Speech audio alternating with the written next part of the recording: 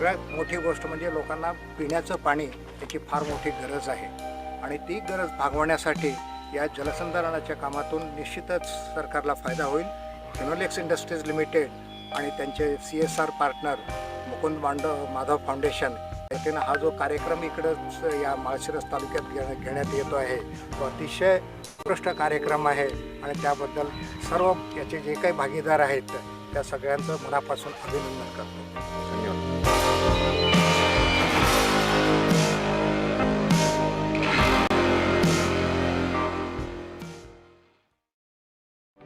Grundfos Eye Solutions brings the benefit of intelligent solutions to smart booster systems. Solutions based on intelligent and variable speed pumps, cloud connections, and integrated system control. These solutions connect to any building monitoring system, making them a fully integrated part of the communication suite. Grundfos Eye Solutions provides booster systems for any application need. Choose plug and pump solutions that are fit for purpose with easy installation and setup.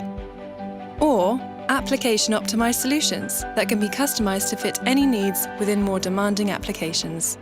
So, whether you're looking for a booster solution for light commercial, intermediate commercial, large commercial, or industrial booster systems, Grundfos Eye Solutions delivers a solution that enables optimum efficiency, control, and comfort within commercial boosting applications.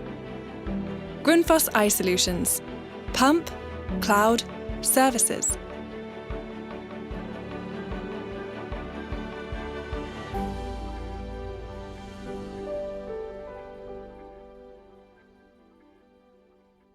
H2Our Group is a leader in the design and manufacture of advanced flow systems for commercial and residential buildings.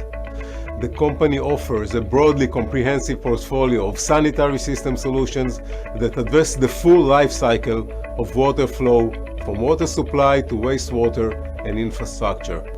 With patented technology and state-of-the-art manufacturing techniques, H2Our Group offers innovative products that are available in each of the standard size and diameter options, and which deliver the highest standards of quality and reliability. The company is headquartered in Israel, and with its 5 global manufacturing and commercial subsidiaries, it serves an extensive customer base that spans over 30 countries worldwide. With a robust legacy of over 70 years in piping domain expertise, H2Our Group brings a profound commitment to always delivering service excellence and customer satisfaction. Our home has changed recently, meaning it's not only our home, it's our office, it's school, if you can call it a school. It's a place to take a short walk. Our home is the gym. It's also the great outdoors. It's the place where we learned how to protect ourselves at a time like this, when everything happens at home. We at H2Our Group are doing everything possible, so when it comes to your home water flow systems, you can enjoy real peace of mind. For over 70 years, we've been specializing in the production of advanced flow systems, water supply, drainage, wastewater, and infrastructure. Now, as always, we do everything we can, so that you never know we're there. In every home, all over the world. H2Our, for your peace of mind.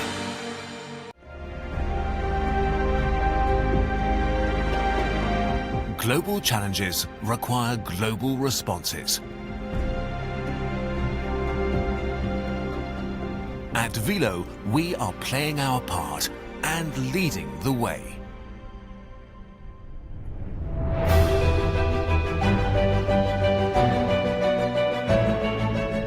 The Velo Group is one of the world's leading providers of pumps and pump systems for the building services, water management and industrial sectors.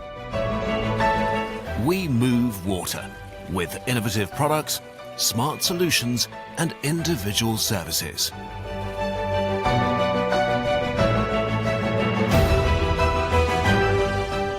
Velo provides critical infrastructure around the world. We fit out important buildings like hospitals and waterworks. We equip key industries and agriculture.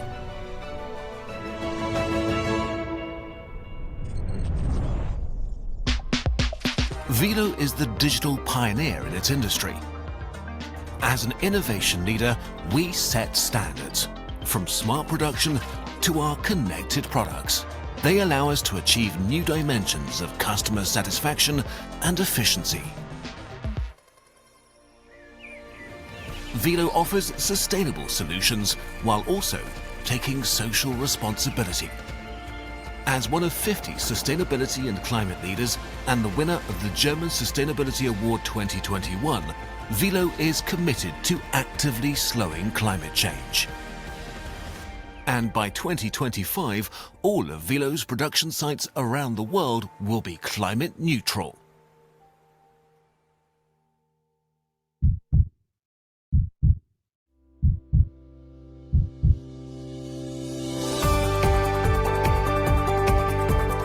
Around 8,000 employees are the foundation of our success. They are the heart of Velo.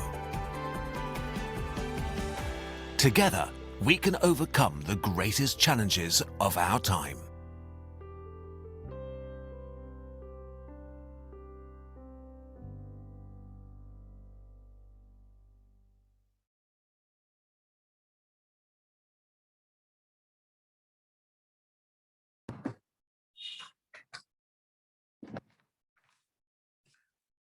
Yeah, good evening, ladies and gentlemen. I welcome you all for this 6th program on plumbing Udyog Ki Baat. It's our endeavor in IPA to enrich our members and associates with the latest knowledge. And today, it's one more step towards it. First of all, let me welcome the NEB with Mr. Gurmeet Singh Arora, our National President, our National Vice President, Mr. C.S. Gupta, our National Secretary, Mr. Rahul Datpale, and National Joint Secretary, Mr. Sharath Rao. Also, the National Treasurer, Mr. Praveen Bora. Of course, last but not the least, the convener of Center of Excellence, B.O. Prasanna Kumar. I also extend a warm greetings and welcome to our guest speakers, Mr. Gaurav, Architect Gaurav Shorey and Carolin Ellercamp. Before we begin our program with the presidential address, let us raise for the national anthem.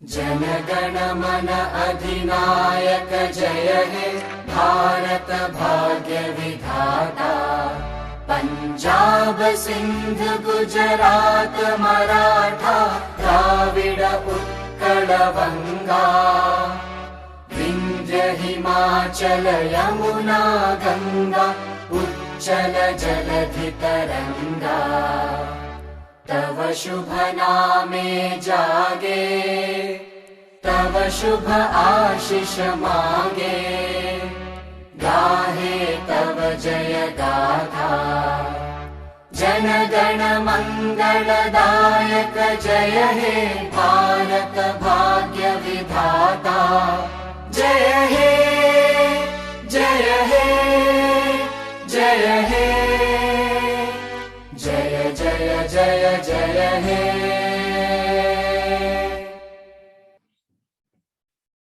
Thank you, ladies and gentlemen. Now I invite our National President, Mr. Gurmeet Singh Arora, for his presidential address. Thank you, Mr. Prasad. Well, I would like to welcome our guests, Carolin, Ellercamp, and architect Gaurav Shorey for this very important webinar, what we are going to discuss on water. Am I audible, Prasad? Okay. I had to shift from my room to outside. There was no internet. I'm sorry. Ladies and gentlemen, I have repeated many times, and at the cost of repetition, I would like to repeat that our country is already water stressed. We have 17% of the world's population, which is growing. Currently, we are at 1.35 billion and poised to become 1.5 billion, but we only have 4% of the fresh water of the world. So we have an anomaly. How are we going to produce water for the already burgeoning population and all the urbanization that is taking place on a very rapid scale? We had earlier the Atal mission for rejuvenation of urban transformation, the program of the Ministry of Housing and Urban Affairs, where 500 cities were earlier shortlisted to be urbanized fully with mobility, transportation, clean transportation like metro rails, providing water, 24/7 water. Now this has been expanded to 4,700 cities. We also have a 100 smart city program under the same ministry, and we have mission directors working on this. In fact, if you saw the last financial budget, 50,000 odd crores was also allocated to give water to 140 crore homes.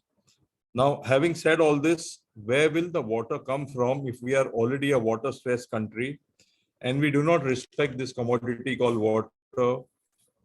Our oceans have 1 million microplastics for every square kilometer.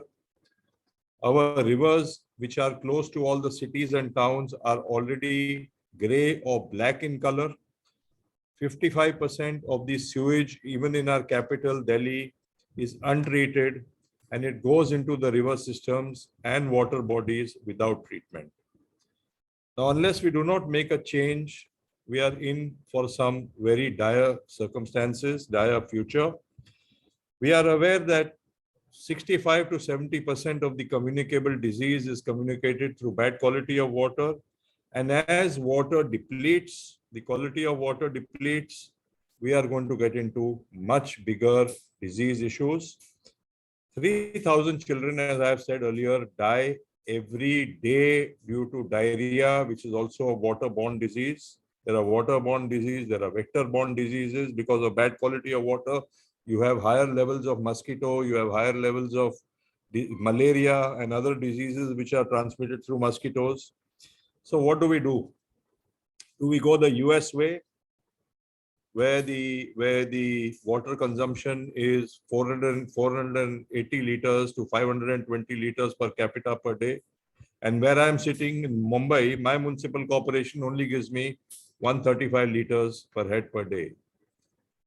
You know, if I buy a Toyota car or any car in the US, even the hole to keep the glass, glass holder, is much bigger than the glass holder of the same car and same model sold in India. Do you know why? Because everything is about extra large and extra large. So even if you buy a milkshake from McDonald's, it's huge. It's not the small ones we use. Okay, the hamburgers are so big, double the layer of the patty. So if we are going to urbanize and make the same mistakes as the US and the Europeans have done, we will have no water for our children and their children to come. We have to make a change, and we as an association, tying up with the Indian Green Building Council, we have to make sure that we ensure that there is enough education, enough disseminant, or enough education not only to the consultants, the builders, but also the students. And therefore, your association just 2 months back signed up with the All India Council of Technical Education. And just last month on the 12th, we signed up with the Council of Architecture. 9,000 institutes, 60 lakh students, 15 lakh passing out every year under the All India Council of Technical Education, 9,000 colleges and 480 architectural colleges under the Council of Architecture. Our courses are being written. In the next 2-3 months, we will be vetting these courses by the technical committee and submitting them to these institutes so that we can teach plumbing and its complexities and the correct and apt use of water to all students who are passing out, because it is very important to educate the next generation as they dream of bigger houses, living more in luxury, more number of cars. Today, in my own house, every person has a car. It's shameful. I was addressing the Danish industry in Ahmedabad 2 days back, where the Consul General had also come from Delhi. And you won't believe it. In Denmark, there are two things which are more than the people. In Copenhagen, you have more cycles than cars. Denmark has more pigs than the people itself. Okay, it's just a joke, but they have more pigs than people and more cycles than cars. Even the Prime Minister of Denmark cycles. Of course, it's very hot and sultry in Mumbai. You can't cycle over here because you'll have a bath, you'll have a double bath every day. But the fact remains is that even the Prime Minister of Denmark cycles to Parliament. Okay. I had an Indian Plumbing Skill Council meeting where one of the professors, a board member, actually cycled 45 minutes and came to Crown Plaza in Okhla in Delhi. And the situation was, I was called down to question me that do green buildings allow cycles? Because the management of Crown Plaza did not allow the cycle to be parked in, and the outside was the main road. Somebody would pick up the cycle and go. This professor went to the police station, filed a complaint, and they allowed the cycle to be parked in. So can you imagine, we still have to make a lot of mental change in our own thinking, because we are not still accepting all these things which are given to us earlier. When we were small, we all used to cycle earlier, but we have somehow, there has been a gap where we have lost all this. We have lost sustainability, and we have lost all our old cultures where we used to build buildings which did not need, which were anyway green, which were anyway 3-4 degrees less in less in temperature than the ambient. Now, what we need to do is not to go the US or the European way. In fact, if you read the newspaper articles in the last 3 months, they blame India for carbon emissions, not realizing that the US and Europe have already emitted so much carbon in industrialization, and so has China, and that we are already a responsible nation. Our Prime Minister committed that we will be net zero carbon or attain carbon neutrality by 2070. Well, I belong to the Indian Green Building Council also, largest green building council in India and second in the world. We are committed to net zero carbon, waste, water, which we are going to talk about today, and energy for all new buildings by 2030 and all existing buildings by 2050. It's a very tall order. It's 20 years even before the government of India's commitment for carbon neutrality. But we are going to enforce this with legislation. And please understand, whether it is carbon, energy, or waste, they are all linked to water. Everything has a linkage. Water and energy have a nexus. The more water you save, the more energy you'll save. It's not the energy you use in pumping the water from the ground floor to your 8th or 9th or 10th floor apartment or 20th floor apartment. It is pumping the water from far away from a lake or a river body and bringing it to your apartment. And then the most important is treating 50% of that water, wastewater, in STPs or in phytoremediation or ultraviolet, whatever the treatment method, and again reusing it and again pumping it. So there is a clear-cut energy and water nexus which needs to be very well understood. The more water you save, the more money you will also save. So let us hear our speakers today. I do not want to, I've already crossed my time limit. Thank you very much, and please enjoy the webinar. Thank you. Thank you, Mr. Gurmeet Singh. Now I invite Mr. Vishal Shah, Senior Manager, Marketing and Business Development, Building Service Segment of Willow Pumps, for his sponsorial presentation. Good evening, everybody, and thank you, Prasad sir, for having us here today. Without wasting much time, I'll quickly start with the presentation. Okay, so I, on behalf of Willow Mathern Plat Pumps Limited, would like to thank the host, the IPA team, for hosting such a beautiful event. We are getting with the old normal, when we say, but seminars like this is always a good platform to meet everybody at the same time, where we can see each other and then talk and interact with everybody at the same time, right? So thank you once again. So going forward, I'll just quickly tell you what Willow is all about. So there was one gentleman, Mr. Caspar Ludwig, who started it, with a small company in the year 1872. So they were earlier into making distillation equipments for the drinks industry. So there was always a need for a good quality of pumps that time. So it was the first circulator which was built in the year 1928.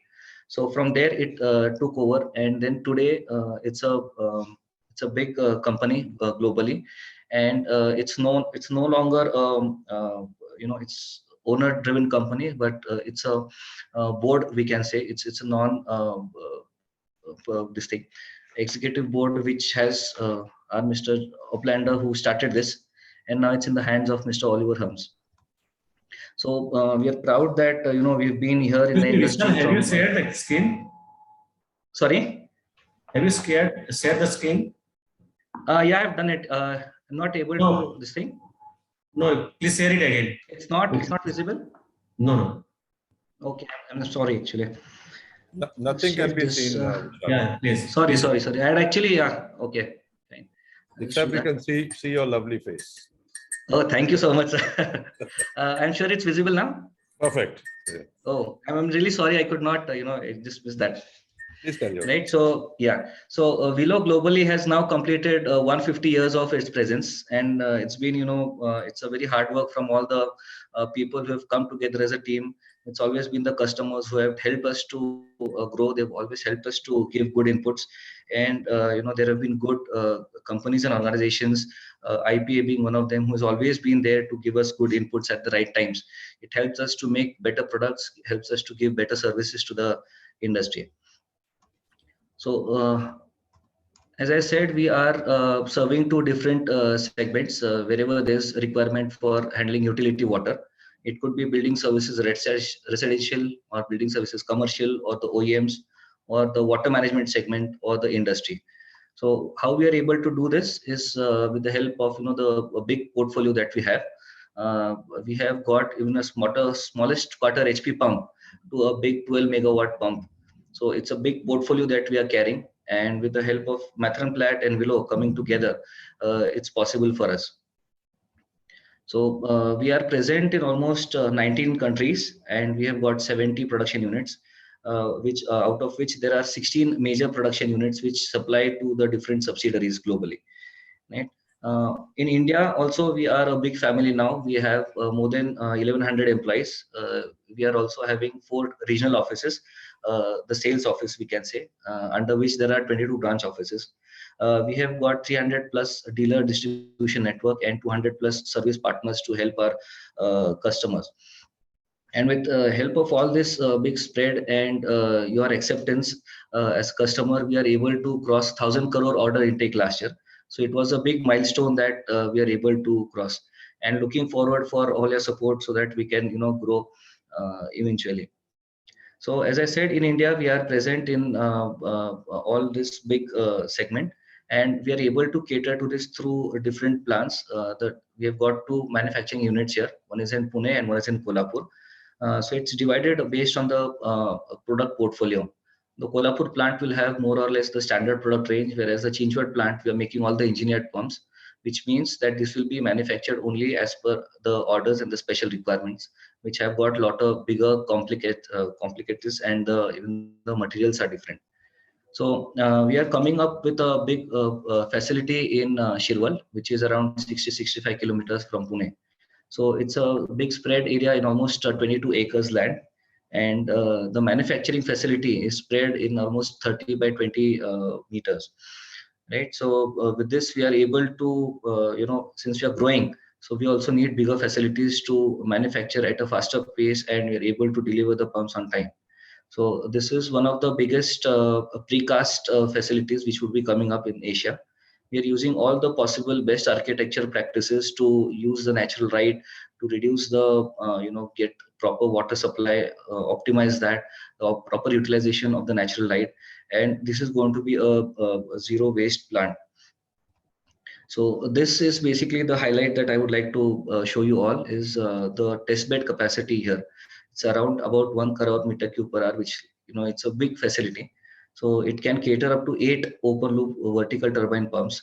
and this is going to be the Asia's largest test bed available. So it can in generally test 16 pumps at the same time. Okay, we've got a 60-ton crane capacity, which is going to help to mobilize the pumps during the testing. So as I said, we are able to cater to the different segments based on the applications, be it plumbing, be it fire, be it HVAC, clean water, or the sanitary water. So with the help of all these products, we are able to handle all these requirements. So these are the horizontal and the vertical multi-stage pumps. And as we are, giving the best products in the market, we are also giving the best solutions at the same time. We are going forward to give the latest motor i5 technologies with the help of systems. So I'll just show you quickly how these pumps are being manufactured in-house. I'll just shift to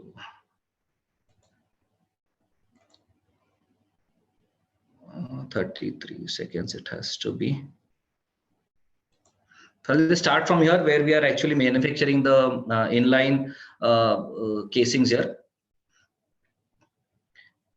As you can see, the entire operation of the welding, cutting, and this thing is being done online where there's no human interface. So the chances of errors are very less. These are all Vaser welded parts. So these are basically the vanes of the impeller which are being cut now.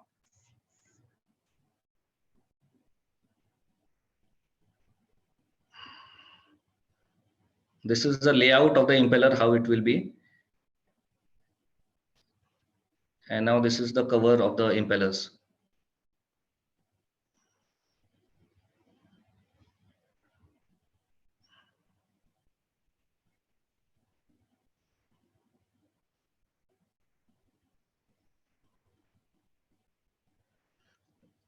This is the manufacturing of the impellers that we are able to see. And this is the high-speed welding which takes place once the the impellers are put in place. And these are the different components which are being machined.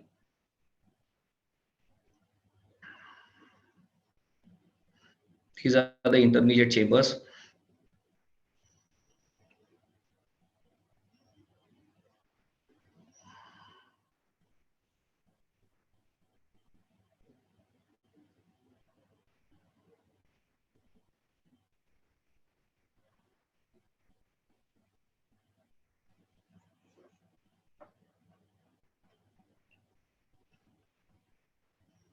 So this is how it ensures the quality. It has to be in line.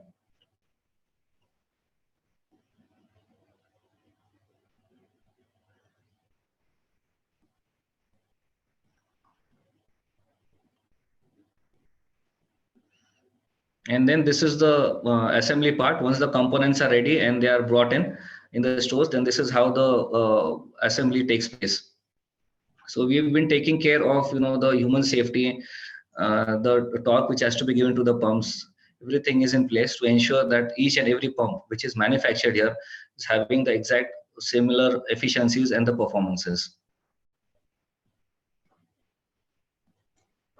So I just shift now. So these are the pressure boosting systems with different panel options where we are able to give the solutions for the fixed speed, for the single VFD and the multiple VFD solutions. These are basically used for the water transfer applications, be it for the downward boosting, upward boosting, or the tap feeding applications.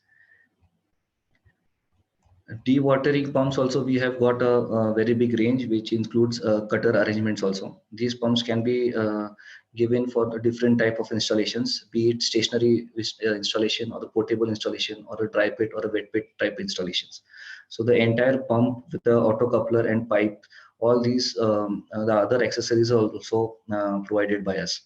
So this also comes with the automated panel which we are manufacturing in-house. So this is the manufacturing of fire pumps which we are doing in-house. We also have the FMUL pumps and the multi-outlet pumps. The multi-outlet pumps are now coming up with vertical installation also. This is helping us to save a lot of space. So these are basically used in the high-rise buildings where the same pump can cater to the different head zones. This is one of the compact solution that we are now proposing, which saves a lot of space and also is giving a very compact and efficient solutions. This is it's mounted on a common base frame where the motor-driven engine and the jockey pump will be mounted on the same common platform, and is provided as a plug-and-play kind of arrangement. This can also come with a battery leads, fuel tank, and an automated control panel can be also mounted on the same arrangement. Vishal, little faster, please. Yeah, sir. This last 2 slides. And this is the entire product portfolio for the HVAC pumps and systems. As you can see, we've got vertical inline pumps, the horizontal pumps, and the panels are also we are manufacturing in-house. So this is the complete solution that we have for HVAC. So as I mentioned earlier, that be it fire, plumbing, HVAC, dewatering, sewage, any kind of utility water applications, we have solutions for that. And these are the new offerings which we are coming up with. We have got the latest i5 systems, so the pumps and the systems we are giving. We are also coming up with the block pumps for the economical solutions. Then this is the EMU port core, which is a solid separation systems, which we are now offering to big projects like metros and the bigger commercial projects. Drain lift can be used for the residential and the buildings. And this would be IP55 horizontal multi-stage pumps. These are the references which we have. And these are the proud, our customers whom which we are associated with. With this, I would like to, close down my presentation. And I just thank you everybody for being patient and listening to me. Thank you. Thank you, Mr. Thank you so much. Yeah. Vishal sir, for your wonderful presentation on your company's products. Now coming to the presentation of today's program. Before we begin, let me introduce the guest today. First of all, I invite Mr. Architect Gaurav Shorey. Architect Gaurav Shorey is a distinguished architect and an ardent speaker with 15 years of experience in the green building industry and sustainability related education. He has worked on over 100 green buildings and energy efficient projects across India and overseas, including IITs, IISCRs, AIMS, among other several private and government projects. Architect Gaurav Shorey has trained over 15,000 professionals in energy efficiency and green building in India and abroad in government and private bodies such as MNRE, CPWD, Habitat, HAREDA, TEDA, Delhi Transco Limited, IIT Delhi, Indira Gandhi National Forest Academy, Lal Bahadur Shastri National Academy of Administration, and EMC Kerala. He's also a founder of Swaraj, an NGO, and also a visiting faculty at Lufama University. Let me introduce Carolin Ellercamp. Carolin has done a BSc in Global Environment and Sustainability Studies and Law from Lufama University of Bloomberg. She is a CEE Change Fellow with North American Association of Environmental Education, NAAE, and currently an intern in a Berlin-based company for sustainability, communication, and consulting. She has done a thesis on biodegradability and ecotoxicity of sulfur quinoxylene in its transformation products in aquatic system. Ladies and gentlemen, here I present Architect Gaurav Shorey and Carolin Ellercamp. Thank you very much. Thank you. Thank you so much, Gurmeet sir. Thank you for Prasad sir emceeing the entire program, Sushant for coordinating, Vishal for the presentation that he made, and of course, Kumar sir, CS Gupta sir. Very good to see you, Nivedita. Good to see you again. Thank you so much for the opportunity and for organizing this program for us to share this little project that is likely to have massive ramifications. We are very nervous and very excited at the same time, both of us, because I feel that this is a huge opportunity to share with you what is possible in light of everything that Gurmeet sir shared. In fact, as he was speaking, I was thinking, ye gaya mera pura first half of the presentation, because he has very succinctly put across the gravity of the situation and the drastic challenge that we face, especially with Netflix, with Amazon Prime, the constant comparison that we are being bombarded with are images from the United States. And what brings us together, Carolin sitting in Germany and us sitting in India, is that both of us are facing the same challenge, because even Germany gets bombarded by the same images of Hollywood and the same comparison and supersize me and the big patties and the burgers and so on and so forth. And they're reeling under very similar pressures. So without much further ado, let me quickly share my screen and take you through what is it that we feel can make a difference in the future. I hope everybody can see my screen. Can you just give me a thumbs up? Super, fabulous. So we're going to do a little bit of a table tennis game over here. I'm going to go through some slides and then I'm going to pass it on to Carolin and then back over to me. As always, please feel free to use the chat box or the Q&A box to ask questions as and when they come up for you. Baat ke liye mat rakhiyega, jaise hi sawal uthta hai, please ask the question immediately, right? And I will be as responsible as possible. Carolin, I'm going to be bouncing between English and Hindi. You'll have to bear with me over there. Right, but yeah, just accommodate that. I'm going to keep the chat box and the Q&A box open in front of me. Just give me one more. Yeah, there you go. Also want to give a quick shout out to Sandeep Tolalikar sir and Ajit Sheshadri. It's great to see you attending this program. Very long-standing relationships. Thank you for being here. H2Our. Now, this is a really interesting concept. It is a concept that Carolin came up with, and I think it's time we change the chemical composition of H2O to add the hour to the end of the chemical formula, because it's really, really necessary that we look at it in a new light. That is, alter our perception on water. So I won't get into the details. I just wanted to let you know that I'm a Farzi architect. I'm an architect by qualification. I've spent the past 17 years now in green buildings and energy efficiency. And I will very soon share with you why I think that what I've done so far in green buildings is what I call Farzi green. So Carolin, Farzi means like fake green, right? And the real green is what we're trying to do right now, right? And Carolin, of course, you heard about. She's extraordinarily gifted, very powerful leader who's getting trained now under the NAAAE partnership. This is something that I find very confusing. The United States does all the supersize me and all the natak in terms of consumption, but they also have some of the most cutting edge initiatives in terms of environmental protection that one just can't avoid. And I would really encourage all of you to look at the NAAAE website. They're doing some phenomenal work on culture and how it can help sustainability, which is exactly what we have been doing in Swaraj now since the year 2012. So really worth checking out.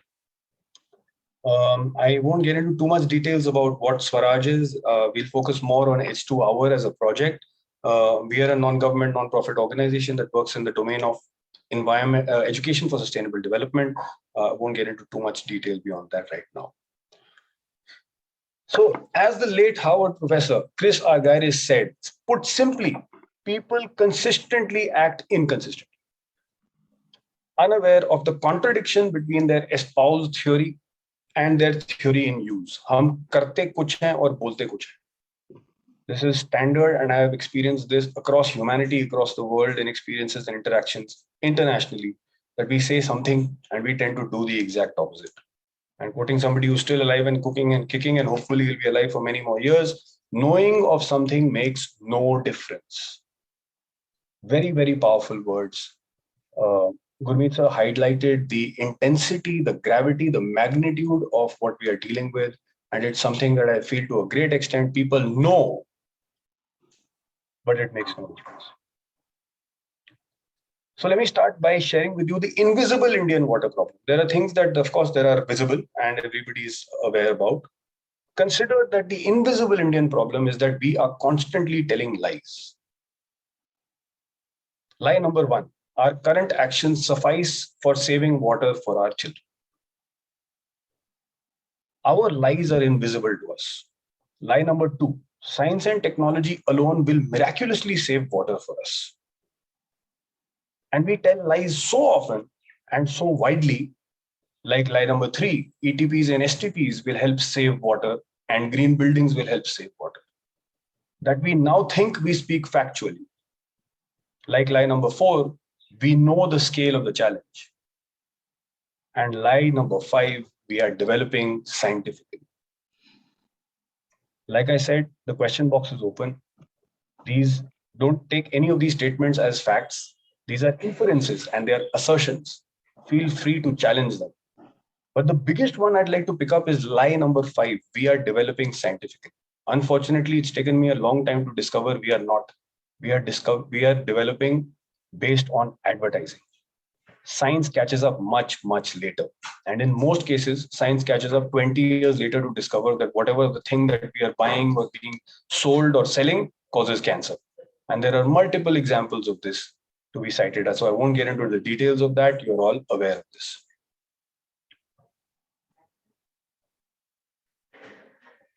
You're also aware of what our cities look like by satellite. Now, these are amazing images. The magnitude again of the impact, if you look at a city like Ahmedabad, or if you look at even a city like Guwahati, this is an image of Guwahati, and you can see that it's headed in the same direction as cities like Delhi and Mumbai and Bangalore. You will realize that what we do, especially in the domain of the built environment, is a drop in the ocean. Every green building that I work on, that I get rated, I look at the larger picture of the satellite images and I realize that building disappears in an ocean that just seems to obfuscate that little action that we just took. So let's share with you some statistics. These are from the National Water Mission. You are all aware of this, but these are also global statistics. And the thing that has come up on the right side is what I would like to draw your attention to, how the world uses fresh water. Irrigation, 70%, industry, 22%, domestic use, which would come under the category of buildings, 8%. Industry, 22%, irrigation, 70%. This realization needs to be taken into account as fast as possible, that the future generations and us need to shift our agricultural patterns more than the focus on buildings, because I think that the building work that is happening, at the way the IGBC is working, the way Griha is working, the way GEM is working, the way LEAD is working, there is enough ample evidence that they are succeeding at their mission. But it's the other parts that we feel we might not be focusing at all on. Now, this is a very interesting graph that you see. This is a graph from a phenomenal book. If you want to understand the complexity and the systems nature of sustainability, this is a book that I would recommend to everybody. It's written by one of America's most awarded professors, Mary E. Clark. I don't think she's alive anymore. The book is called Ariadne's Thread. And if you look at the right side, she's in a beautiful graph, which she's taken from Science Magazine. It encapsulates the amount of energy input for every unit calorie output. Now, it's really interesting if you see, as we become more and more technologically advanced, the balance is skewed, which means that every calorie that we get from food actually has 2 calories of input, or even up to 10 calories of input that has gone into growing that. So there is absolutely no logic to where we are proceeding with respect to modern science and technology. In fact, when there wasn't modern science and technology, it seemed like the calorie balance was more appropriate. And Gurmeet sir rightly pointed out virtual water, embodied water, a very, very crucial aspect that we don't tend to look at. Now, this is a very interesting graphic. We just created this very recently to put into this presentation. This is from a research study that Professor Sujandra Bardhan has been doing in Jadavpur University. You can see, I hope you can see that little human being over there. This is the virtual water, like Gurmeet has really pointed out accurately, that term, virtual water of construction in India per square meter. So please feel free to contact us. We would love to share this PPT with you so that you have it in PPT format with yourselves. A mid-rise building has a water consumption, virtual water consumption of 11 cubic meters per square meter. A same mid-rise building with a deep foundation, like we have to do in many of our cases these days, especially in reclamation land or soft soil, goes up to 18 cubic meters per square meter of construction. And a high-rise building like we have in Mumbai and in Delhi, in Noida these days, you've got virtual water of 26 cubic meters per square meter of construction. That is a whopping amount, ladies and gentlemen. You can see that little human being standing next to 1 square meter extruded up to 26 meters. That's the amount of water that 1 square meter of construction takes. And we are talking about skyscrapers of 3,000 square meters, 7,000 square meters built up area. Can you imagine what we are doing right now to the country? Over to Carolin to explain the German invisible problem. Yeah, thank you, Gaurav. I think many of the things with the Indian invisible problem are also true for Germany, actually, but there's even more. some students from Leuphana University did a survey with people asking them about their water consumption during the pandemic, during the COVID-19 pandemic. And actually, some of them said that the water consumption increased. So the frequency of washing their clothes and so on increased. And this immediately leads to more detergents and more harmful substances getting into the water, jeopardizing aquatic systems, accumulating in food chains, and so on. And what the students found out was then also confirmed in another study from a residential community, which I brought you a graphic from on the next slide, where you can see, if Gaurav, yeah, thank you, where you can see the immediate comparison of water consumption 1 week before COVID-19 arrived in Germany, and then the first week when COVID-19 started. So the dashed grayish line shows the water consumption before COVID arrived, and the light blue one after it arrived. So one can observe that there was an immediate increase in water consumption. And more specifically for one city, for the city of Berlin, where I'm currently staying, actually, it was investigated that the water consumption, the high point of water consumption, so the point, the day in the time on a day where the most water is consumed shifted 1.5 hours into the day. So between 9 a.m. and 8 p.m. over the day, the most water was consumed, and it was even more than 1 month before. So this is really interesting, just looking at the time during the pandemic, but it's also interesting to look at, the entire development, like from 1991, how it developed to 2016. And at first sight, you can skip to the next slide. At first sight, it seems that the water use in Germany seems to be decreasing, because in 2016 only 24 BCM water were used, although Germany has 188 BCM billion cubic meters of water available. So it seems like it has decreased. And when we're looking at the fractions, we can see some similarities with the water consumption in India, actually. So the most water is consumed for energy supply, which is the yellow part, and then for public water supply, which is the blue part. And then also a big part is used in the mineral industry and the processing industry, and only a very minimum amount in the agricultural irrigation. But what we can't see here is that although Germany doesn't use the entire amount, those 188 BCM that are available, they have... Carolin, you need to be a little louder. Huh? Yeah, okay, yeah, I try. So what we can't see here is that Germany imports a lot of water in form of food and clothes and so on. So the external water footprint of Germany is actually much, much higher than the internal one. And comparing that to India, we can see that there's a big difference, because for India, the internal footprint, water footprint, is much higher than the external one, which is really interesting to see.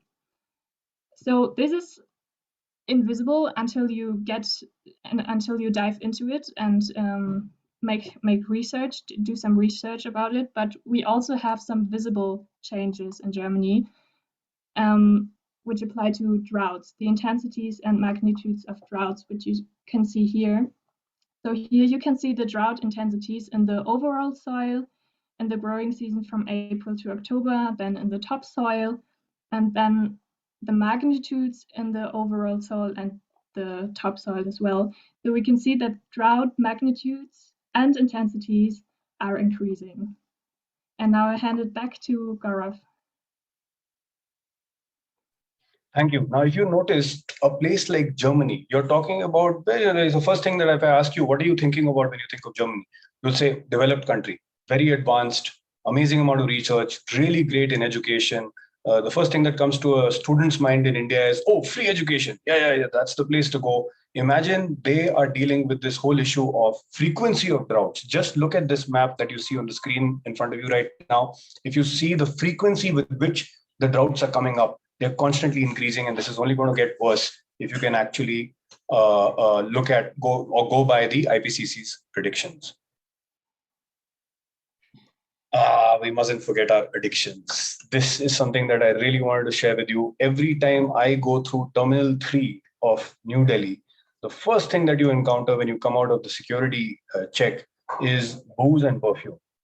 And somehow, like for me, it is all virtual water. Like for me, what I'm looking at is virtual water. And what I'm looking at also is a huge opportunity that we are missing out on. Because I see all these international labels of perfume, I see international labels in alcohol, and I realize that we've got such phenomenal Indian alcohols. And I don't mean Amrit, I hope I can take brand names over here. I mean local alcohols that are brewed in households in the country that are so beautiful. I've had the opportunity through the alumni network of SPA of having alcohol that's actually brewed by some of my classmates' parents. And it's phenomenal, the kind of climate response that even alcohol has, which is conducive for cold climates, conducive for hot kind climates, conducive for warm, humid climates. And we go through this, and this is what we encourage. I am saying, guys, wake up. If we really want to do business and do business in a manner which is unprecedented, we need to wake up to the formulas and the secrets that we have in our country, which I think are a million. And they're waiting to be recognized, to be patented, to be put into manufacturing. So again, which is going to have a huge impact on water. Because even if you look at something as simple as a perfume, the Indian fragrance industry, incidentally, supplies a lot of the global perfumes with the essential oils. And we know that the way we sweat in the kind of heat that we have, like Gumita was saying, you'll have a double bath if you're traveling on a bicycle in Bombay. If you do that in Delhi and you say, for example, apply ether, that fragrance is going to stay with you for the next 3 days. Whereas if you use a water-based perfume, you're talking about that water-based perfume, you're going to spray at least 3 times in a day, and you're going to plow through a bottle really, really fast. So these are simple lifestyle interventions that I feel will have a massive, massive impact, along with mortal fears. Now, this is something that we need to understand, that a lot of what we are told today, especially on television, especially through advertising, is not, like I said earlier, backed by science, but it is backed by fear. If you don't spray deodorant, you will not get a girlfriend. If you don't use a specific brand of shampoo, your hair is going to fall. All the things are being driven by fear, and the biggest impact of this fear happens on the youngest of us, our children. Of course, we all must look good. So I was asking Carolin, what is the hidden impact that you see? Something that consumes a lot of water on a daily basis, but somehow it doesn't come to the front. She says, washing cars. I was like, oh God, even India is obsessed with washing cars. Now, a lot of you might say, hey, but what's the alternative for washing cars? We need to have our cars looking spanking clean. Have you heard of a country called Israel? I'm sure you have. They banned washing cars ages back. And I'm telling you, I invite you to visit that country. It is such fun because you see the most phenomenal looking cars and they are filthy as hell. The only part that's clean is the part where the wiper goes left and right in the front and the back, and the rest of the car is absolutely filthy. If a country that is that cutting edge and that kind of bold in the situation where it is right now and the kind of challenges that it faces and the way it's risen can pass policies like that, I'm sure we can too. And that's going to save millions of liters of water in a day. Of course, we are also aware of this, that the largest population densities that we are dealing with in the world are this part of Southeast Asia. So any massive impact that happens is likely to happen in this part of the world, and that is likely to be irreversible. So I won't get into the estimates. We are all familiar with this. This is what I wanted to highlight for you guys. I've done it before, I know, but I'm going to do it again. This is statistics from the Central Water Commission. Our current consumption is at 1,000 BCM per annum. This is, again, CWC data. And if you look at the amount of consumption that happens, 90% consumption in India is attributable to irrigation. And that irrigation happens by off-seasonal farming, by the kind of crops that we are asking for right now. We are asking for avocado, we are asking for kiwi fruit, we are asking for fruits and vegetables that belong to cold climates, that require a very high water intensity of demand of agriculture over here. And we really need to change our ways. But this is what I find the most frightening. If you look at the annual replenishable water that comes to India in the form of rainfall, seasonal and off seasonal, it is merely 470 odd BCM. Please understand the gravity of the situation. Our demand is 1,000 BCM. Our replenishment is only 470 BCM. We have nature tipped against us. If we don't go crazy, greening places, conserving forests, they're the only way of actually controlling evapotranspiration at a massive scale, as well as open evapotranspiration losses, we are doomed. Let's examine some historical perceptions. Ab thoda maza karte hain. Let's look at solutions, right? Let's not look at problems, because I'm telling you the problems that we've got coming at us through technology and all are just trying to sell products. They don't necessarily really involve the solution. The solution needs to be a coming together of science and philosophy, which is something that science hates to do in the modern context, but it's something that needs to happen. This is a excerpt from the Bhavishya Mahapuran. Now, bear with me. Every religious text that I have read talks about water like it was something magical, whether it is baptism in Christianity or Wadu in Islam, or the way water bodies are treated in Sikhi or Sikhism. This is one simple example that I have in front of you that explains the meanings of a few words, and I want you to look at it very carefully. Nar, भगवान से जल की उत्पत्ति होती है, इसीलिए जल को नार कहते हैं. वह नार जिसका पहले अयन स्थान हुआ उसे नारायण कहते हैं. I did not know this, that Narayan literally translated into the first place of water. ये सदसद्रूप अव्यक्त एवं नित्याकरण है. It is indescribable, it is too small, it is too subtle, and it is a combination of being and non-being. फिर महादादि तत्वों की तथा सभी प्राणियों की रचना की. Now this is so beautifully said. Mahadadi Tattva is basically magnanimity, grace, love, acceptance.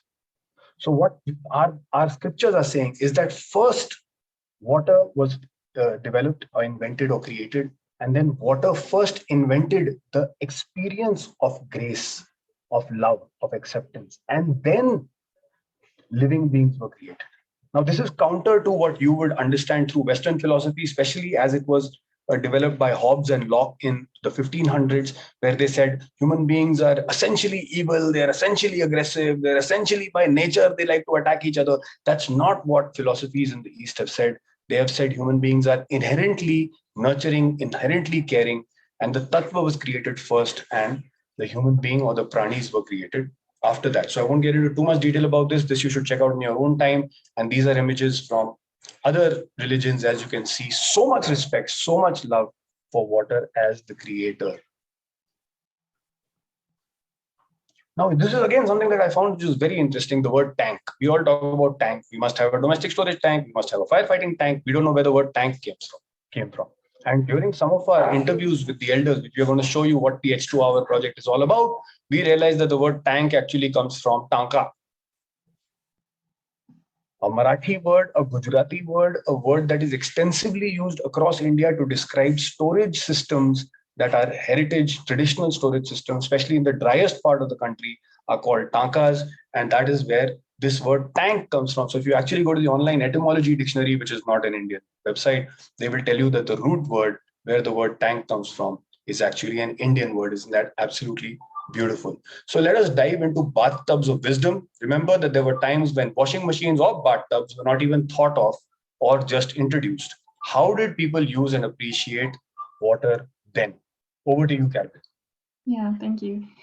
Yeah, in order to explore this question, we were and are still conducting interviews with elders from Germany and India, and I'm very happy to introduce you to 3 elders from my home village. In the top left corner, you can see Erika, below her you can see Franz, and on the right side you can see Marianne, who's my grandma. And before we get into the insights and before we can discuss some quotes, I just quickly wanted to let you hear the voice of my grandma to get a feeling for the entire setting. So hopefully it is a video I inserted there. Yeah, that looks great. but we can't hear her.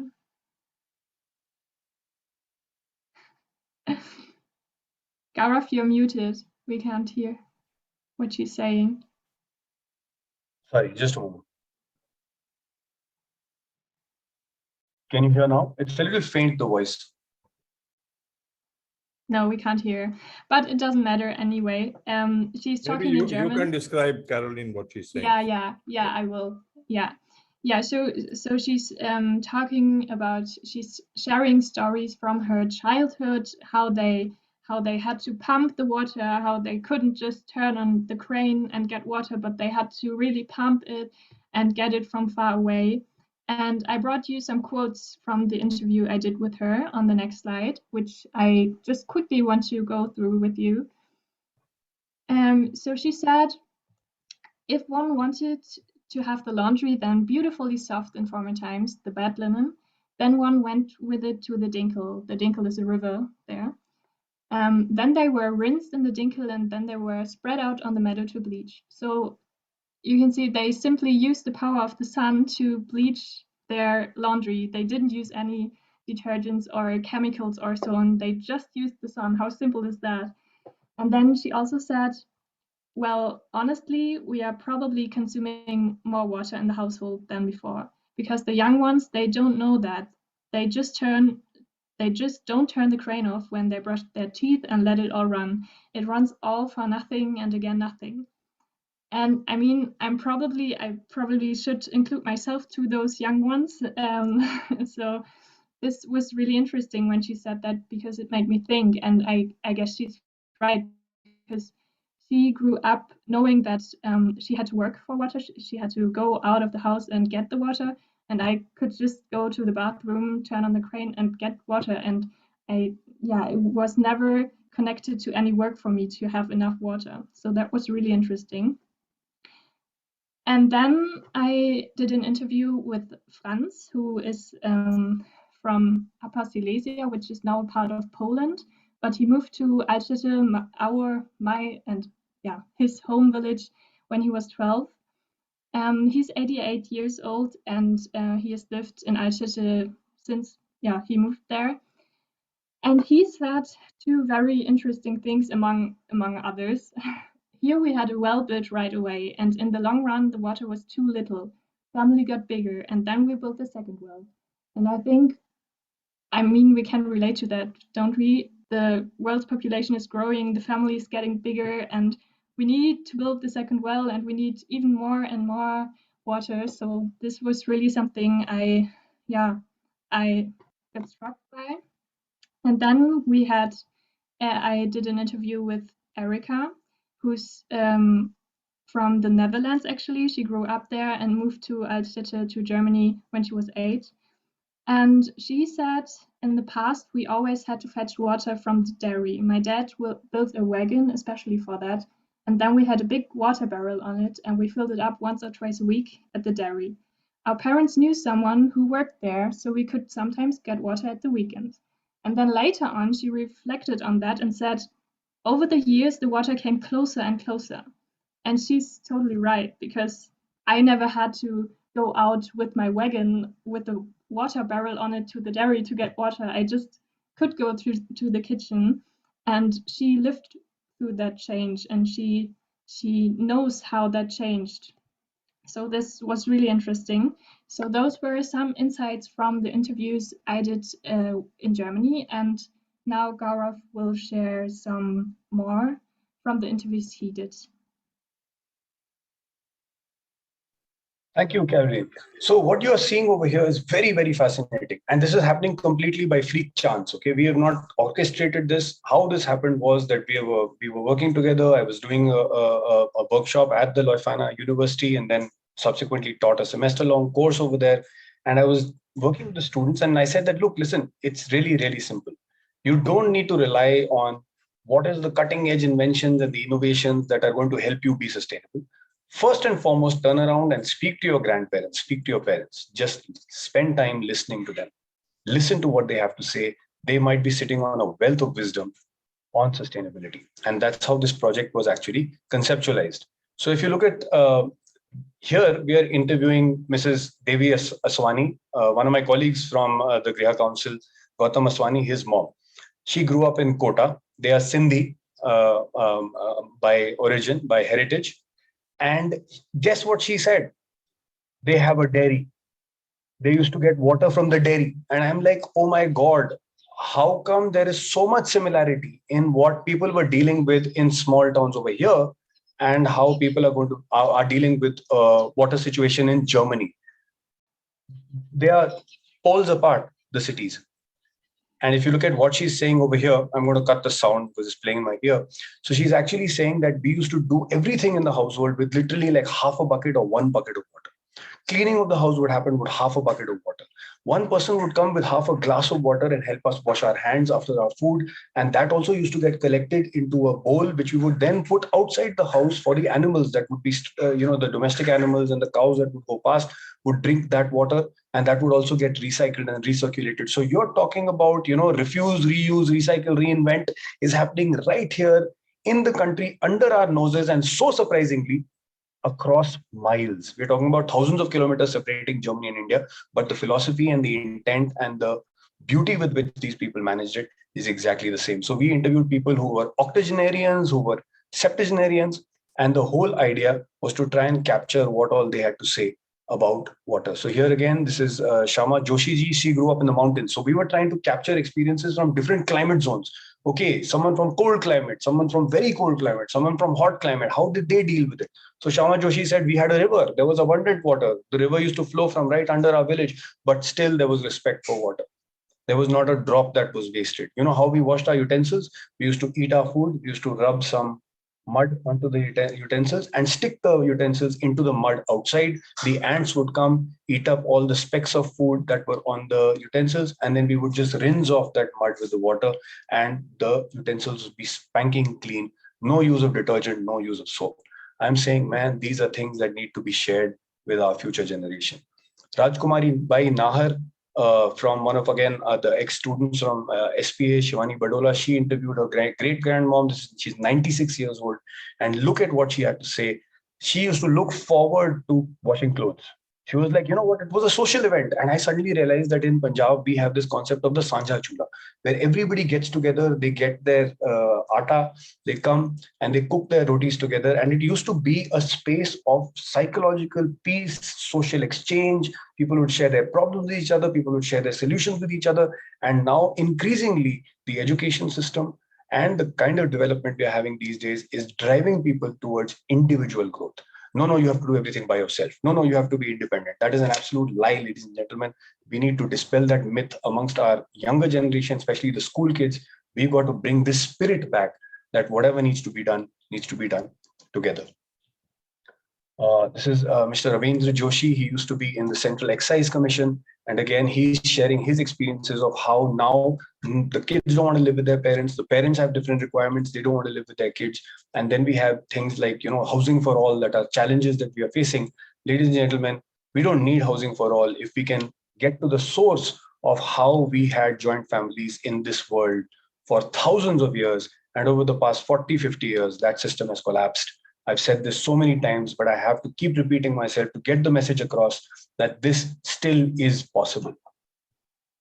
Why do egos come in the way? Why does our education drive ego into our head where we feel that no, now we know more than anybody else and everybody else? All the humility and all the wisdom goes out of the window. These are things that we must inculcate into the future generation. We asked this question to a lot of elders. Do you see changes from the time that you were growing up to the time now? And each one of them across generations said people have become more selfish. Earlier, people would cry. I mean, someone from a neighboring village would come and cry on our shoulders if we experienced some personal pain or a loss. I might never have met that person, but the sharing of joy, the sharing of grief was like across villages. There were no boundaries. Today, people are proud. Like my friends actually feel proud when they say that, I live in Bombay and I don't know who my neighbors are, and for the past 20 years, I don't know who my neighbors are and they don't know who I am, and I love that. I'm like, okay, what kind of a human being is that? Is that person sustainable, or is that person just caring only about themselves? The school interface. Over to you, Carolin. Yeah, thank you. Yeah, all those insights, all those, all this knowledge and experiences we wanted to share with the younger generation as well. And this is why I went to my former high school in Germany, which you can see here. This is obviously a very old picture, but now we're entering the school with the next pictures. So this is the building. It's not the most beautiful building, but yeah. Um, yeah, so the school setting was that I visited 2 geography courses from the 10th grade. And there the students are about 15 or 16 years old, something like that. And there were 27 students in each course. And right now at my former high school, there are everywhere there are these smart boards, and all of the students have like their own iPad where they can work with. So everything was really digitalized. I didn't know that. I brought the handouts and the questions on paper and felt very stupid afterwards, but I didn't know that. I simply didn't. Yeah, and what we did was we first started to look at the different soil types in Germany on a very big map, which you can see on the next slide, I hope. Yeah, so this is a map of the different soil types in Germany, and then we specifically looked at the different soil types from the home villages where the students came from. And even though all of them came from a radius of about 15 or 20 kilometers distance, the soil types were very different. And then we defined the different characteristics of the soil type. And with one example, we investigated the connection of soil, the soil type, and the local culture. We did that on the example of food and my home village. So the soil type in my home village was very sandy and very dry and perfect to grow potatoes. And this is also why on the next slide you will see a short extract from a newspaper article where it says that the first fry company in Germany was opened in Altede, in my home village, because there were so many potatoes, and this was the perfect condition to open the first French fry fabric there. So and then we went on investigating how other dimensions of culture, like dwellings, dresses, dialects, dances, and songs, are connected to the soil. And then we asked ourselves the question, what about water? And this is when we watched the videos of the interviews, and I handed out a set of reflective questions to the students to work on during the interviews, during the videos, and some spare time after the interviews as well. And later on, we got into discussion about the questions. And now I brought you some of the questions we asked the students and some of the answers as well. So, for example, we asked, where does your drinking water come from at home, and where does your wastewater go? And many of them said the water comes out of the tap and goes down the drain. I mean, yeah, they're right, but they didn't consider the whole circle. But yeah, I mean, when you're growing up in a house that has those taps and a drain, and you don't have to go to fetch the water from a pump or from a well, then yeah, for you it comes out of the tap and goes into the drain. I completely understand that. And then we also asked, do you know how much water you use per day? Just try to estimate. And from the answers, I personally realized that it's really hard to estimate how much water you're using, because it also depends whether you're counting in all the virtual water we already mentioned, or if you're only counting the water you're drinking, you're using for cooking, for washing, and so on. So this was a huge range David gave us, but that was also an interesting result to realize that it's very hard to estimate it. And then we asked a set of more random, or at first sight more random questions, like, for example, what is your favorite music and how much water do you think is behind it? And many of the students answered, I really don't know why there should be water behind my favorite music. And if so, I can't imagine how much. but some of them were probably familiar with the idea of virtual water. So Emma, for example, said that her favorite music is old music, like, for example, Nirvana or similar, and that she could imagine that in the production of the devices or the instruments, there was probably water used, and also in the streaming of music, the production of headphones and jukeboxes and so on. And then there was an answer that inspired me a bit, because Charlotte said that her favorite music was a little bit of everything, and maybe water is an inspiration for certain bars and melodies. And I think she's completely right. Water isn't just a resource, water can also be an inspiration. Yeah, so this is what we did.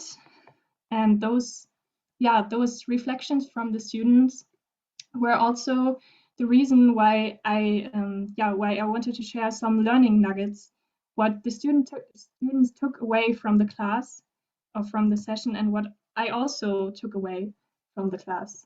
So most of them said that today it is much easier to get the water, but it is less appreciated how easy it is. And water was used much more sparingly in former times, and people were simply aware of that. And then we should be aware of whether we are using too much water. But this is really difficult if you don't have a comparison. So you have to know how it was 50, 60 years ago. You just have to know that to be able to say whether you are using too much water. And then we also, sorry. And then we also had one feedback that Sarah said you could see from it how much the use of water and the effort involved has changed over the years. And this is just true. Yeah.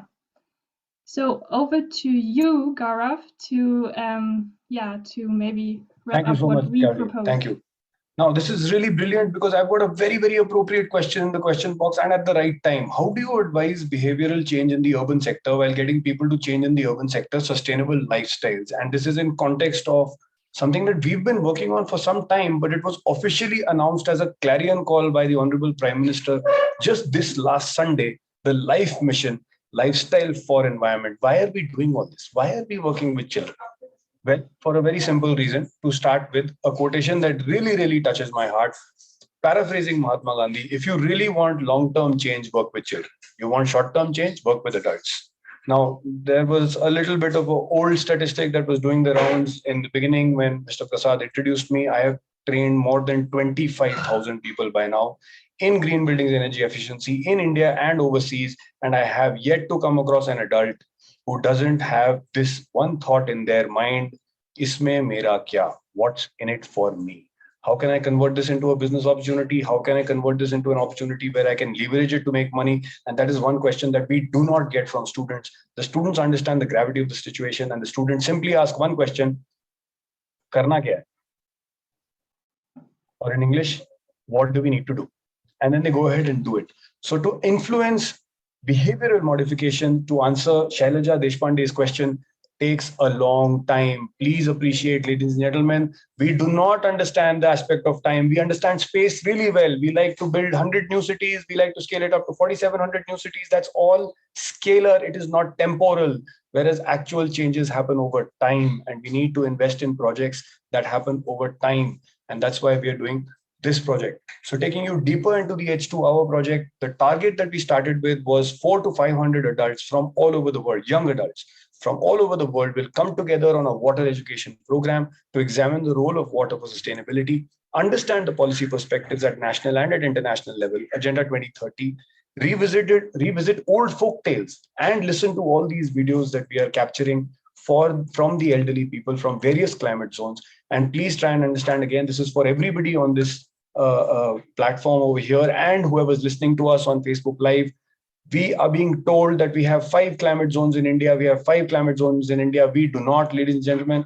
Those of you who've seen the Swaraj workshops are aware we have 155 broad soil types. You saw Germany. Germany is a much smaller size city than India, but Germany has more than 60 soil types. And if you look at that small little radius of the school that Carolin was talking about, the students come from within 5 to 10 kilometers, but they still have about 5 to 6 different soil types, and soil types vary with climate.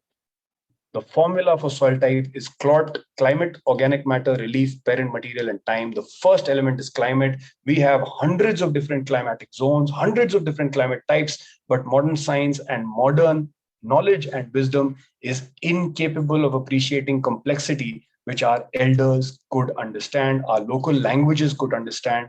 But English, as we try and come towards standardization, has to eliminate the complexity to make things more easily acceptable, but that may not be the way forward for sustainability.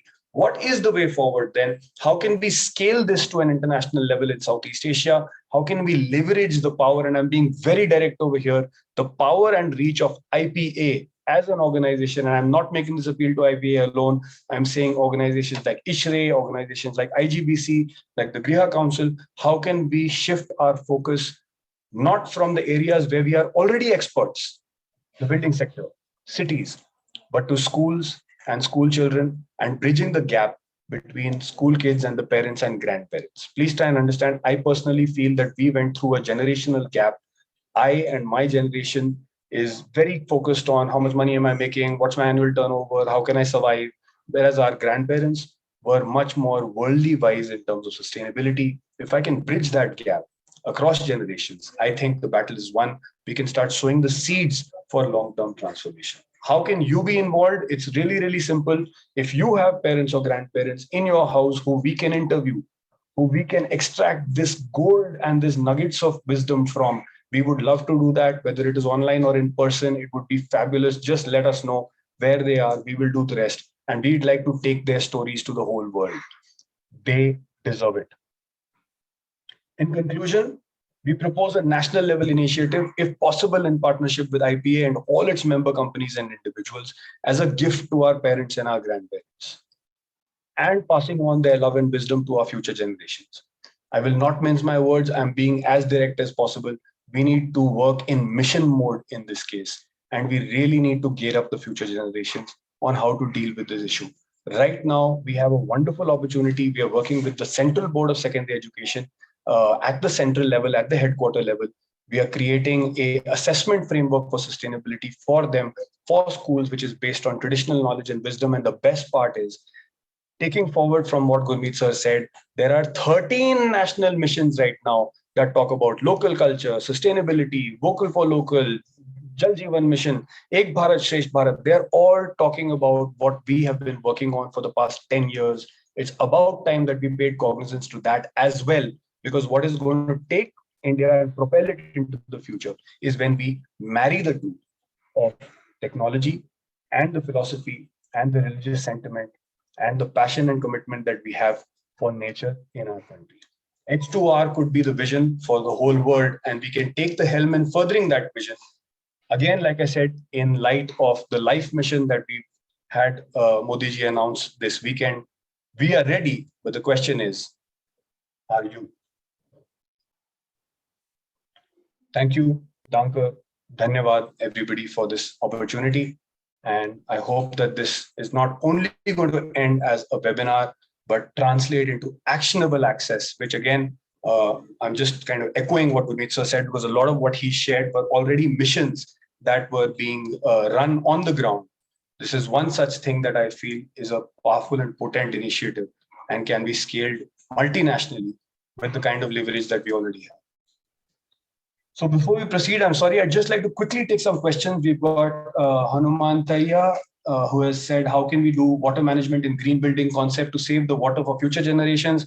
Hanumantaya, I would invite you to just go to the IGBC website, go to any of the rating systems, and they will tell you what all initiatives every rating system takes to conserve water, whether it's at a building level or a landscape level or a city level or sustainable campuses. Each one of them have very, very exhaustive benchmarks that they have developed on how it can be achieved. And I would invite you to read that. Maybe we don't need to get into the details over here.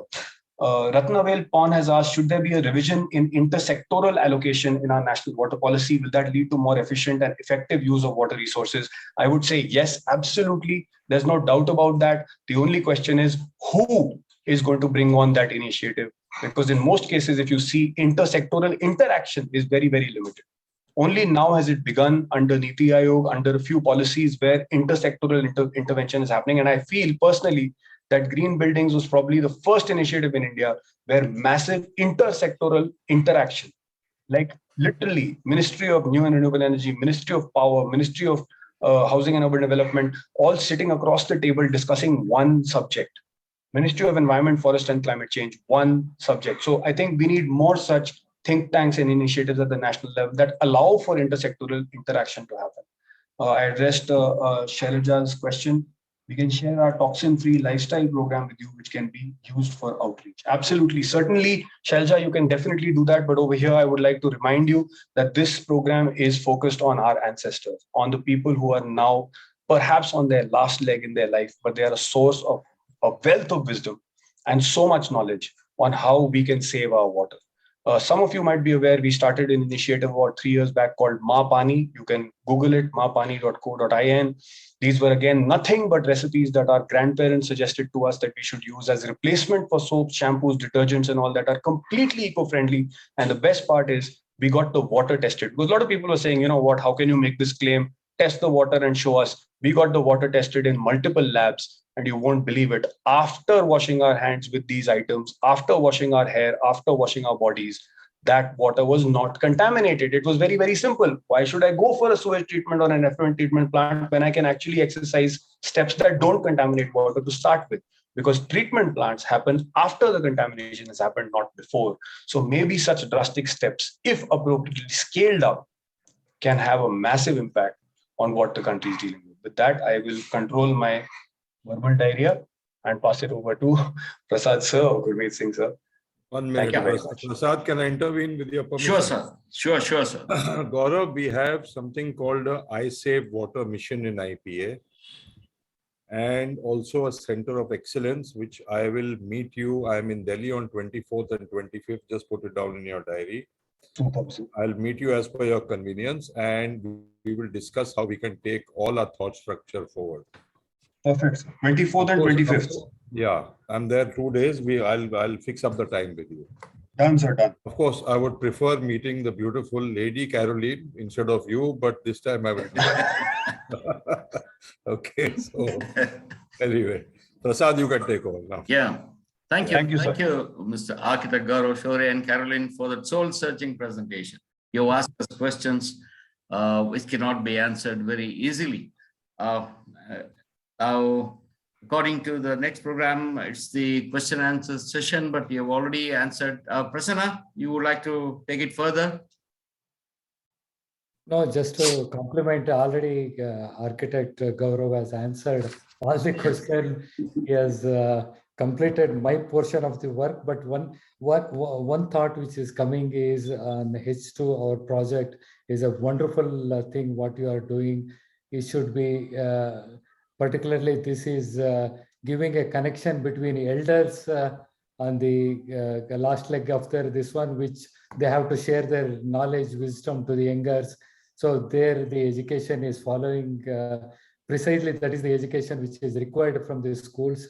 On World Plumbing Day, Gaurav, we at IPA are propagating the cause of saving of water, sustainability in all classrooms. That too for the children between 1st standard to 5th standard, all chapters across India, we are going there. We are telling how to use the water. The questionnaire Carolin has mentioned precisely similar kind of answers what we are getting, where water comes from the tap. So absolutely they don't have the knowledge which IPA is trying to imbibe in the younger generation, that we are precisely working on that. Another question, in fact, I'm not asking question, I'm summarizing the things. What I learned today from both of you, the water become closer and closer and the wastage become more and more. This is a really apt thing what Carolin said. This is what is happening today. Otherwise, when we are reaching to the water, we were not wasting the water. Water is reaching us, we are not respecting the water. This is precisely both of you made, and it is required for all fellow members at IPA to give a thought to this and work towards the saving of water. That's all from my side. Gaurav, thank you very much, and Carolin, over to Prasad. I had a question for Architect Gaurav. Thank you so much. We are attacking the least common denominator, that is the domestic usage of water, but the major water usage is agriculture. very strong policies come towards, minimal usage of water in agriculture by alternate cropping or, using less water intensive crops. Any thought given to this? Sir, I will share a very, very interesting anecdote so part of this initiative of H2Our, we are also doing a lot of work in rural areas in the Anganwadis, right? And you would be aware, of course, during the pandemic, it was all shut down. So we were also not doing any work. Recently, I was video interviewing, like we did with this case, an elder from a village in Mewat, which is on the outskirts of Delhi. Now, you will find it very fascinating. This man very, very clearly told me, sir, we do not feed our children the food that we grow for you. We know the kind of chemicals that go into it. We know the kind of fertilizer that go into it. We don't want to poison our children. Wow. We traveled through Mudinagar district in the rural areas where my colleagues are from, the villages over there. The farmers said exactly the same thing. They said, you think that organic farming is new? Every farmer has an organic farm, which is a low intensity farm, which is in the back of their house where they grow their personal family vegetables from. We do not even feed our animals. I'm quoting over here. I will share the video with you next time. We do not even feed our animals the food that we grow for you commercially. What I realized was that the knowledge is already there.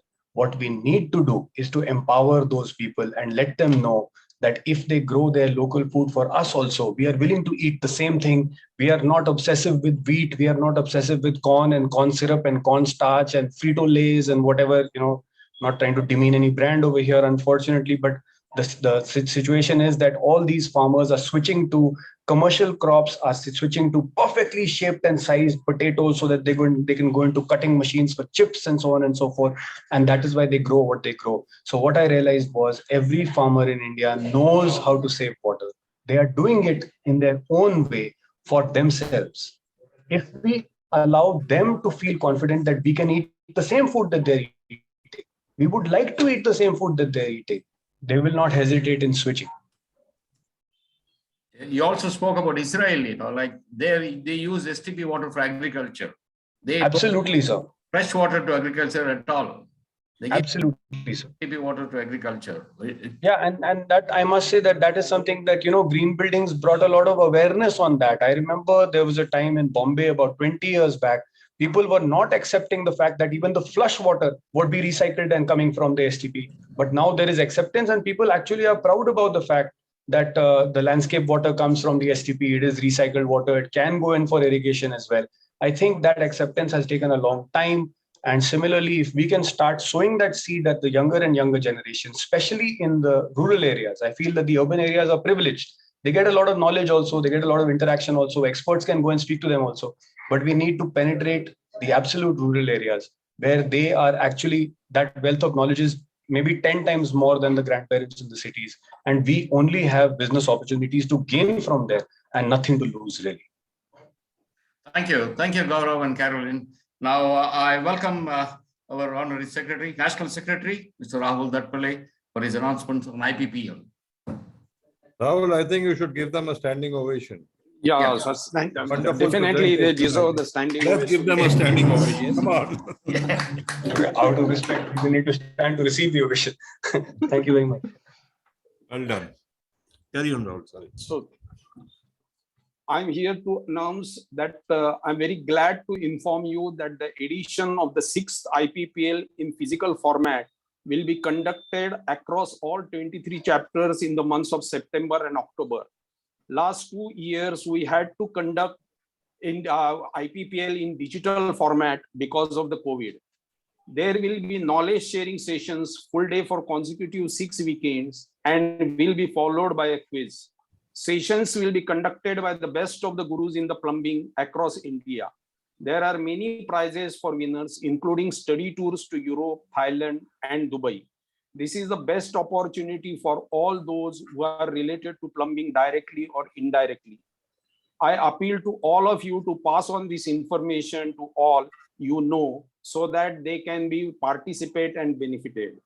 Our second big program planned is 20th Indian Plumbing Conference to be conducted at Deccan College Ground at Pune on 1st, 2nd and 3rd December 2022. The IPPL finale will also be conducted in this IPC.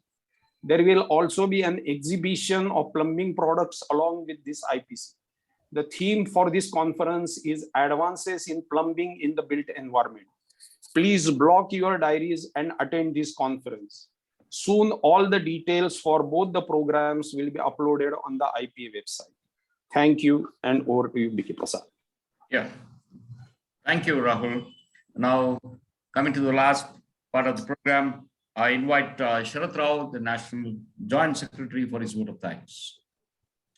Thank you, Prasad. I hope I am audible to everybody. Good evening to all. And I will have to now, really, I have lost myself because Gaurav, Sandeep Talwalkar said that he is the president of your fan club.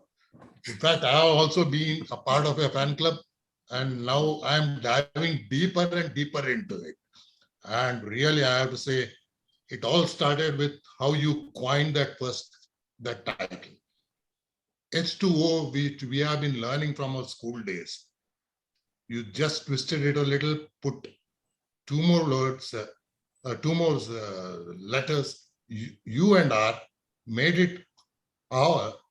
That is, I would say, our water. Sir, all credit to Carolin. I must not take that credit. That is entirely Carolin's initiative. Carolin, great thought. It really goes a long way, to say that how much we should care about water. And Gaurav, it's so beautifully you just transcend and take us through the presentation. When you made the reference, you gave the example of the perfume, very subtle. You went on to the alcohol, which everybody knows so well.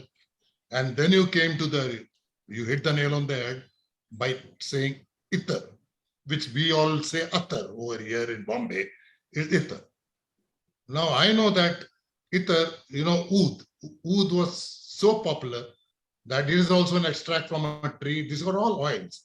And you hit the nail on the head when you said that it can really become our industry, our home industry. We have plenty of talent in this country, and it's very true. You also went into the Puranas, and a big revelation that Narayan is nothing but water. That's really something which has been a revelation. And lastly, Gaurav, now I'll have to count the number of lies I have been a part of. You listed about 5. I'm sure I'm part of some of the lies because we keep doing this every day when we are in our practice. And Carolin, what do I say? A wonderful depiction of how the German culture, whom we have always looked up and still look up as one of the masters of engineering, because I am an engineer, I can appreciate engineering more, although today an architect is more than an engineer. Gaurav, hats off to you again. And Carolin, a wonderful depiction on how Germany has the same water woes that we have, how your elderly generation, the generation before, has really taught you how to use water. And it's the same story over here back in India. So the world is small, the world is one. And last but not the least, I have to thank our sponsors. Today you had elaborate presentation from Willow. Similarly, we have elaborate presentation from other sponsors in the other webinars. So Willow, Astral, Kirloskar, Grundfos, Phenolics, and Elliot, a big salute to you. Keep supporting us, and we'll get on, bring more and more of Gaurav assurance to you. Thank you very much. Thank you, sir. Thank you very much. Yeah. Yes, ladies and gentlemen, we are coming to the end of the program. Thank you very much. Until next time. Gaurav, remove whiskey from your presentation. Sir, if you are ready to add Chang to your presentation, I will remove whiskey from my that lady comes from a land where they drink so much beer. Yeah. You can have whiskey on the rocks. Gurmeet, you can have whiskey on the rocks, okay? You can... Right. And how much of water goes in manufacturing that single peg which you drink? I think the webinar's over now. Bye-bye. Yeah. Gurmeet, I if you keep on thinking about it, deserve I some don't know credit. whether you can do anything. Yeah, right. But honestly, we have to do something. Make lifestyle Absolutely. change. Yeah. Yep. Yeah. Thank you. Thank you all. Thank you. Bye. Bye.